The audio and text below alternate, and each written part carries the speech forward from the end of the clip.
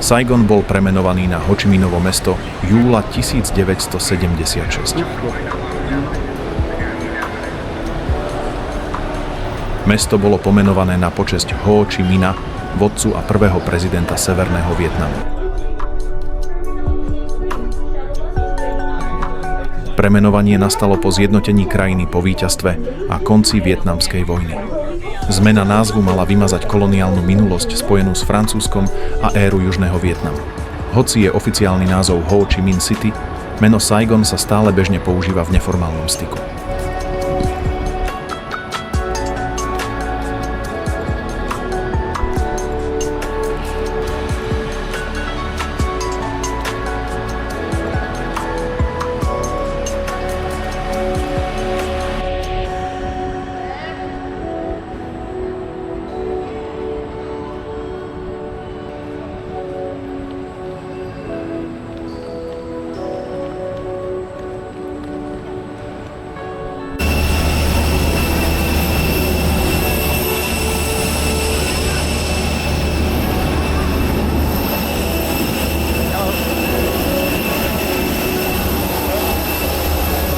One hour later.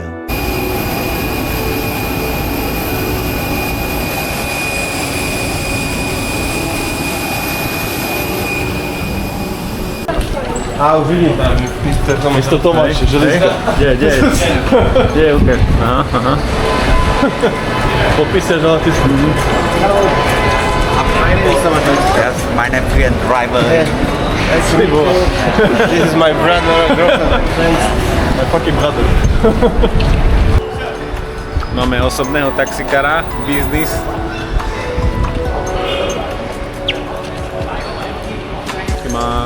Parádne má kroksky, také, že mega kroksky má.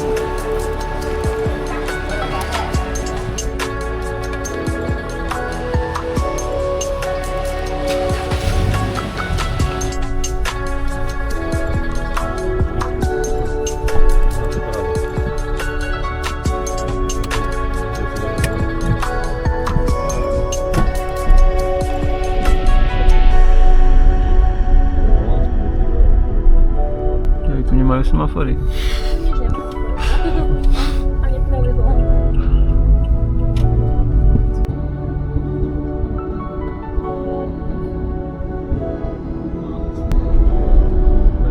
Ťa vyvoláva.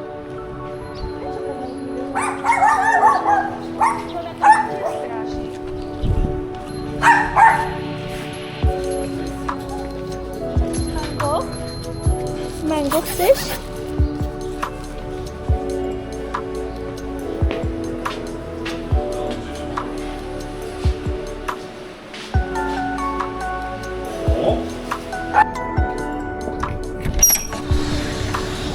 Hotel bol nedaleko mora. Vyšiel nás 480 eur na 6 nocí, čiže 96 eur na osobu. V cene bolo fitko a bazén na streche. Kámo, kde tu majú kohúta?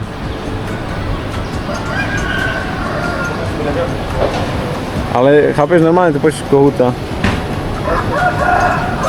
Kohúti tu, ne?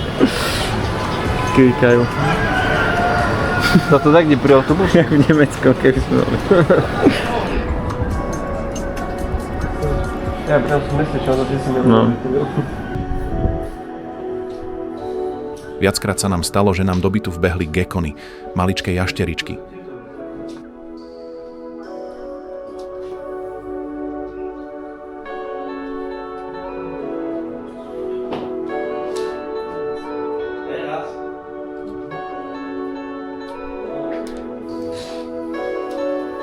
Aha, to si môžete aj otvoriť? Nedá sa. Aha, to sa vysúva. Kebyže sa chcete pozrieť na výhľad.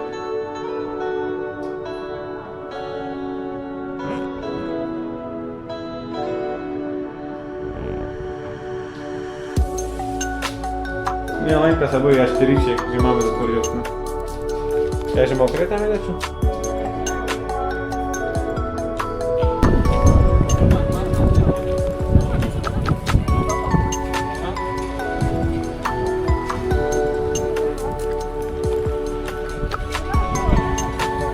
VinFast je prvým vietnamským výrobcom automobilov, ktorý sa presadil na globálnom trhu. Spoločnosť bola založená v roku 2017 a už v roku 2018 predstavila svoje prvé modely e-skutrov a aut so spaľovacími motormi. Do 21 mesiacov od uvedenia sa stala najpredávanejšou značkou aut vo Vietname.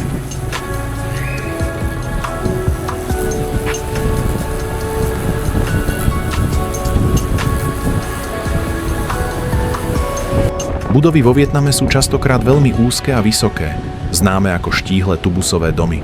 Je to výsledok histórie, daní a vysokej ceny pôdy.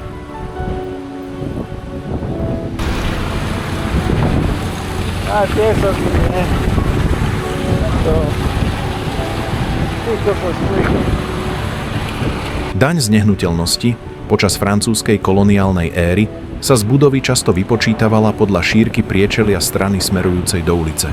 Ľudia začali stavať extrémne úzke, často len 2 až 4 metre, ale veľmi hlboké a vysoké domy, aby ušetrili na daniach. Aj keď to v tomto počasí nevyzerá. Pláž v Da Nangu je najčastejšie prirovnávaná k najatraktívnejším plážam na planéte. V roku 2005 ju časopis Forbes zaradil medzi 6 najkrajších pláží sveta.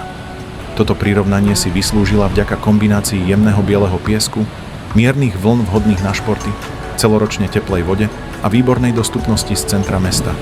Okrem toho býva v cestovateľských komunitách vďaka modernému nábrežiu a mrakodrapom v pozadí prirovnávaná aj k Miami juhovýchodnej Ázie. Počas celej našej návštevy bolo kúpanie v mori zakázané kvôli zlému počasiu.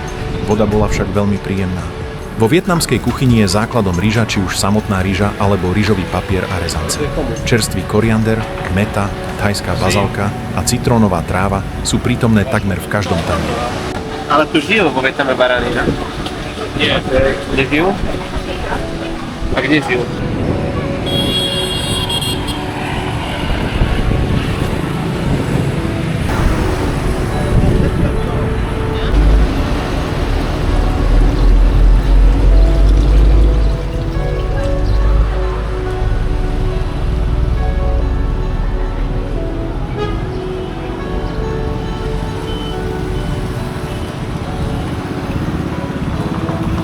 Skútre sú vo Vietname neodmysliteľnou súčasťou života.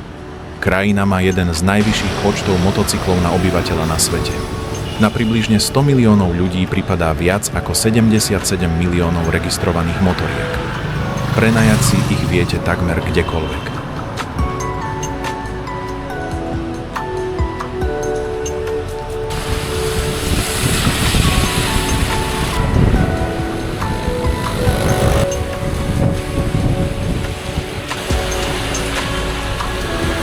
Dračí most je 666 metrov dlhý oceľový oblúkový most cez rieku Han, ktorý je svetoznámy svojím dizajnom v tvare draka z dynastie Li.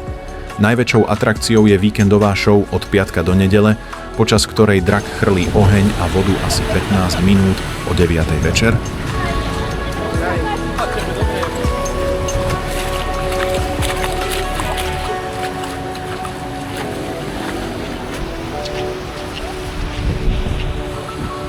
Ale aké obrovské to je.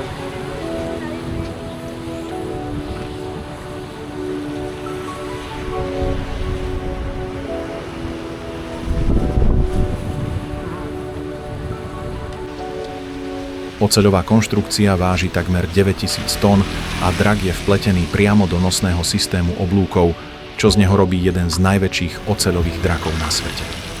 Drak Din Sa Tie Li symbolizuje silu, šľachtu a dobrý osud. Stavba mosta bola súčasťou plánu urobiť z Da Nangu mesto mostov a prilákať investorov do luxusných rezortov na pobreží a tak transformovať mesto z nenápadného prístavu na modernú metropolu. To boli také pokračovanie toho.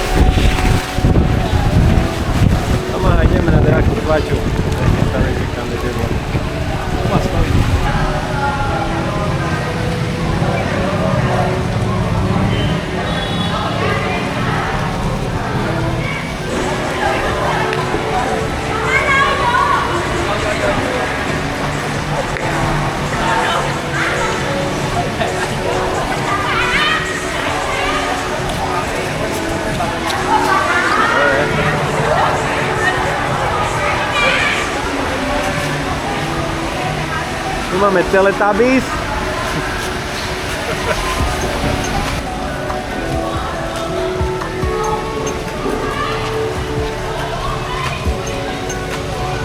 Konzumácia slimákov je vo Vietname dôležitou súčasťou spoločenského života. Na rozdiel od francúzskej kuchyne, kde sú slimáky skôr luxusným predjedlom, vo Vietname ide o cenovo dostupný street food, ktorý sa konzumuje najmä večer pri pive. Oc huong, v preklade sladký slimák, je považovaný za najchutnejší a najdrahší druh. Často sa pripravuje na soli z čili alebo restovaný na masle a cesnaku.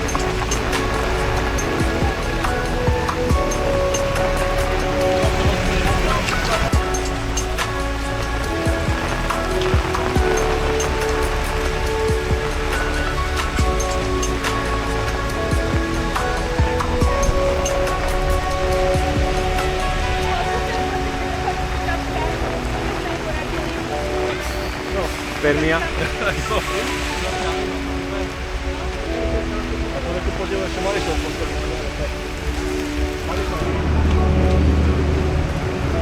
Nic tam není.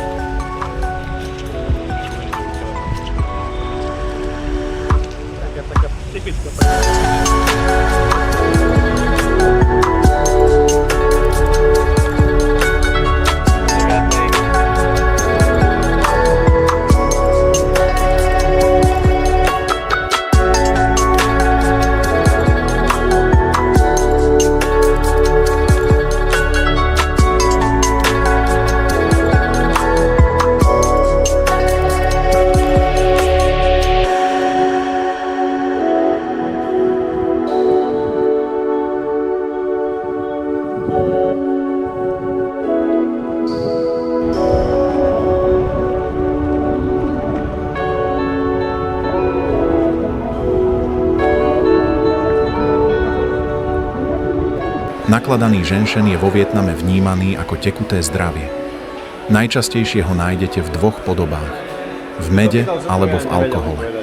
Fľaše s celými koreňmi ženšenu v silnej ryžovej pálenke sú pýchou každej vietnamskej domácnosti. Čím viac koreň pripomína ľudské telo, tým je drahší. Považuje sa za tonikum pre mužskú silu a dlhovekosť. Pije sa v malých kalíškoch pred spaním.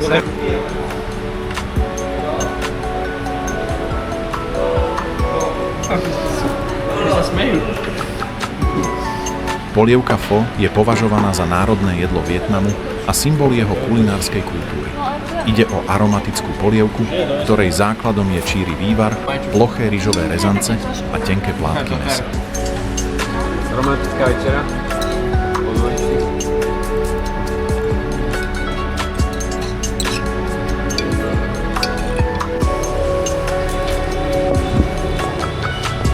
Postavili ho francúzski misionári v roku 1923 počas koloniálnej éry a je jedinou katedrálou v Da Nangu z tohto obdobia. Kostol sa preslávil svojou výraznou pastelovo-ružovou farbou.